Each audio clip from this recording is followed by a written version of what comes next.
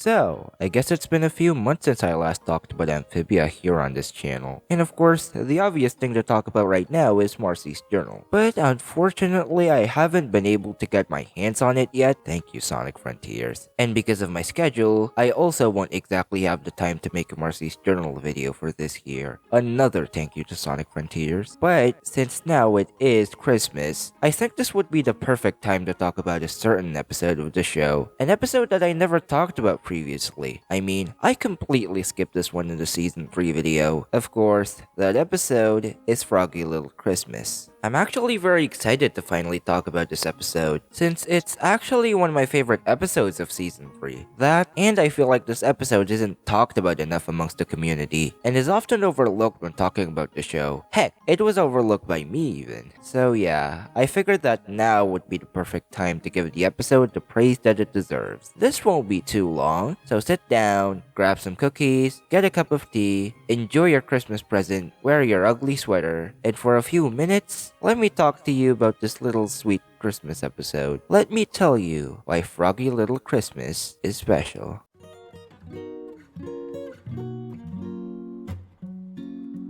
I'm sure you feel it coming. There's something on the breeze.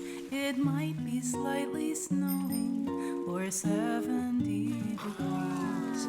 Regardless of your hemisphere, the holidays are here, and with them come the tidings of this special time of year.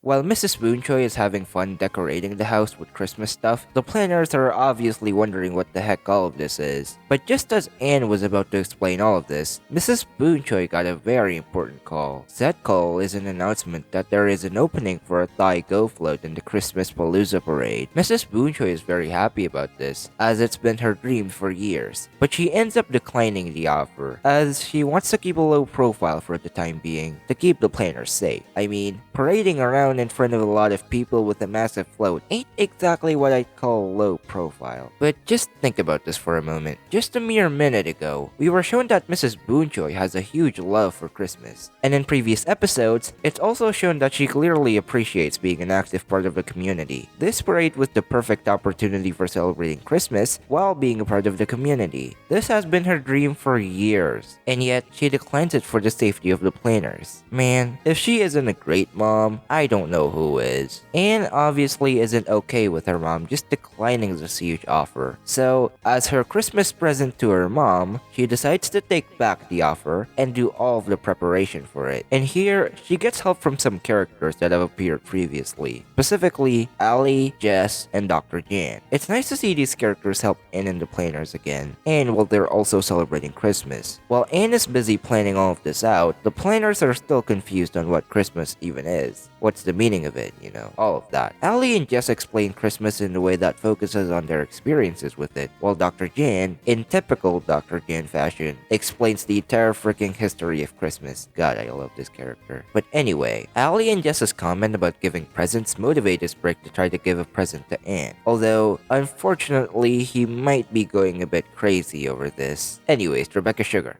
A bucket of fried chicken, a costume for your dad, a demon who will stuff you in a sack if you've been bad. A reindeer gets promoted, an old man confronts his fear of karma and mortality this special time of year.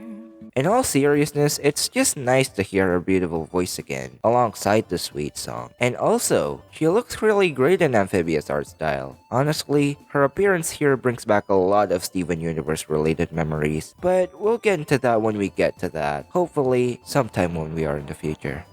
And it's bright. Okay, I'll stop. So, switching over to Amphibia's side of things for a bit, not only are we getting a tease of how bad Andreas' industrialization has truly become before we get to see the full effect in Commander Anne, but we see that Andreas is given this drone soldier prototype, and of course, he uses it to track down Anne, like immediately without hesitation. Real quick, I just want to point out how much I enjoy Andreas here. We get to see his jovial and eccentric side here a lot, and I love it. I just really enjoy this aspect of Andreas a lot, how his being goofy wasn't at all an act. He really is this goofy and eccentric guy, alongside being this threatening villain. Anyways, aside from all that, I mean, I do love seeing Andreas gamer rage and drink Mountain Dew and all that. Now, he's not only a goofy villain, but a relatable one as well. Sorry for getting a little bit sidetracked there. Let's just get back down to earth, I suppose. After a lot of hard work and teamwork, Anne finally finishes building the float, and she shows it off to her mom, of course, and man, the scene just hits me. Gosh, I just love the bond between these two. Now, it's time to enjoy the parade, and it's here where we get even more insight on Mr. and Mrs. Spoonchoi's past. When they first moved from Bangkok to LA, they felt kind of out of place here. I won't pretend like I know much about these types of situations, but if I had to guess, I suppose this is something that a lot of immigrants feel. So it's nice to see it represented here, alongside a lot of Thai culture being represented in the show as well. And man, after spending almost half a season on Earth with the Boonchoys, it feels so sweet to see them just have fun and enjoy this parade together, enjoy Christmas together. Of course, this wouldn't be an Amphibia episode without some sort of conflict causing everything to go haywire. And this time, of course, it's Andreas. We get this fun scene of Andreas controlling Santa, until Anne freaking blows up Santa with a Christmas tree, causing Andreas to game rage. Anyways, Darcy jump scare. And finally, after all of this was over, we got the sweetest ending scene ever. Mrs. Boonchoy thanks Anne for doing all of this, and finally explains what Christmas truly means to the planners, and Anne receives this little gift from Rick. Sure, the whole trope about finding out the true meaning of Christmas is arguably overused, but there's a reason why it works so well here. We've seen how much both of these characters mean to one another, which is exactly what makes the scene hit so hard. Before we head to the conclusion, I'd like to address one elephant in the room, a certain scene that has been talked about a lot amongst the community, probably more than the actual episode itself. Of course, I'm talking about the scene at the end of the episode, where Anne writes a letter to both Marcy's and Sasha's parents. The backlash towards this scene is less about the scene itself, and more about the fact that we never actually get to see the Wu family and Sasha's parents. And I kind of get where this is coming from. I can certainly understand if you feel like getting to see them would be interesting, but I don't know. In my opinion at least, they serve their purpose well here. That purpose is as a way to show Anne finally being confident enough to share more about the stuff to Marcy's and Sasha's family. Also, Sasha's parents being divorced definitely explains a lot about her character and why she can be self-centered sometimes. But again, I can definitely see why some people would have preferred to see more of Marcy's and Sasha's parents. Maybe have an episode where Anne comforts them face to face. But yeah, aside from that, I don't really have any issues with the episode. Well, the credits show Anne giving this present that she got from the Utopia and hopping mall to her mom. And while it's definitely nice to see this, wouldn't it have been a lot better if it was actually animated? I mean, it's a minor thing at the end of the day, so I don't want to harp on it too much, but it is disappointing regardless. But I think it's finally time that we get back to what I set out to do at the beginning. Of course, it's to tell you all why I think this episode is special. Well, I just feel like it's the perfect episode to have the characters enjoy Christmas and have fun with each other, before things truly get serious in the next episode. Amphibia has always been great at making the viewer, or at least me, care about the characters. From the war with civilians, to the trio, to the planners, and now the human characters, this episode is just the perfect encapsulation of everything I love about Season 3A. The lovable human characters, the fun story where we get to see the characters grow closer, emotional scenes where we get to learn more about the character, and I feel like out of all the Season 3A episodes, this one is the best at executing all of these. And then to top it all off, we have the Christmas theme to make things all the sweeter. And that is why I think that Froggy Little Christmas is special. Before we wrap this up, since this is my last video of the year, I just want to give a huge thank you to all of you. Without a doubt, the biggest thing on my channel this year was the Amphibia retrospective, and I am just so thankful that a lot of you decided to watch those videos and hear what I have to say. It genuinely really means a lot to know that other people do value what I have to say. It means a lot to have people enjoy my work. The Amphibia Season 3 video in particular really blew up, at least for my standards, and I will forever be grateful for that. To this day, I'm still very proud of that video. Some complications happened after that video. I got sick a few times, and because of school, I barely really have any time to make these videos. And because of that, the momentum from that video has definitely slowed down a bit. But still, I'm thankful that the video even got that amount of views, and the positive feedback that it received was definitely probably also great as well. So, because of how important Amphibia was to this channel, I feel like it would be a nice idea to end off this year with an Amphibia video. This one was a bit shorter than usual, but I hope you still enjoyed it. Consider this one my Christmas gift to y'all, and in that case, I certainly do hope that this present ain't a stinker. But yeah, with all that said, Merry Christmas, Happy Holidays, Happy New Year, and as always, thanks for watching.